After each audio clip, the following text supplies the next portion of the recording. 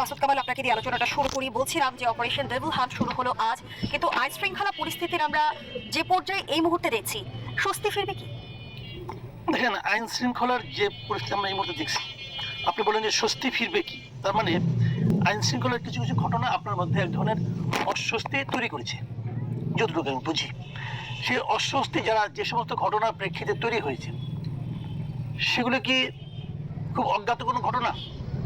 সে ঘটনাগুলির নায়ক যারা, তাদেরকে কি আপনার চেনেন না? সে ঘটনার নায়ক যারা, তারা কি নিজেদেরকে আড়াল করার চেষ্টা করেছেন? তারা কি ফেসবুকে সরাসরি স্ট্যাটাস দেননি যে তোমরা আসো, আজকে আমরা বুলডোজার নিয়ে যাব, ওইটা ভাঙবো, ওইটা করবো? দেয়নি। ঘটনা তো এগুলো ছাড়া এই সারা দেশে অনেকগুলো বাড়িঘর ভাঙা হয়েছে। এই বাড়িঘরের মালিককে কি সমাচার, সেগুলো একটা ইস্যু বটে। সেগুলো অনেক কিছুর প্রতীক, সেগুলো আপনার দুর্নীতির প্রতীক হতে পারে, সেগুলো অত্যাচারের প্রতীক হতে পারে, সবই হতে পারে, আমার কোনো আপত্তি নাই। সেইগুলি মানুষের ঘৃণার একটা লক্ষ্যবস্তু হতে পারে, তাতেও আমার কোনো আপত্তি নাই। কিন্তু বিচার করার এখতিয়ার কি তাদের আছে যারা করেছে? যখন একটা ঘটনা এরকম ঘটে, যেমন ধরেন একজন পকেট মার ধরা পড়লো, তাকে লোকজনে গণপিটুনিতে মেরে ফেললো, এখানে আইন শৃঙ্খলা অবনতির জন্য দায়ী কে? যারা মারলো তারা। সেখানে একজন মসজিদের ইমামও থাকতে পারেন, কিন্তু তবুও উনি এই ঘটনার জন্য দায়ী। এখন এই ডেভিল হান্ট কি এই লোকগুলিকে ধরবে? ডেভিল কারা? আপনি ডেভিলকে ধরবেন? ডেভিলটা কে বর্তমানে এই পরিস্থিতিতে?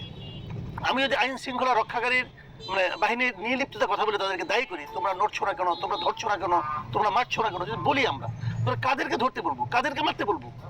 কাদেরকে? তারা কারা? এই লোকগুলিকে অচেনা কেউ? আমরা চিনছি না।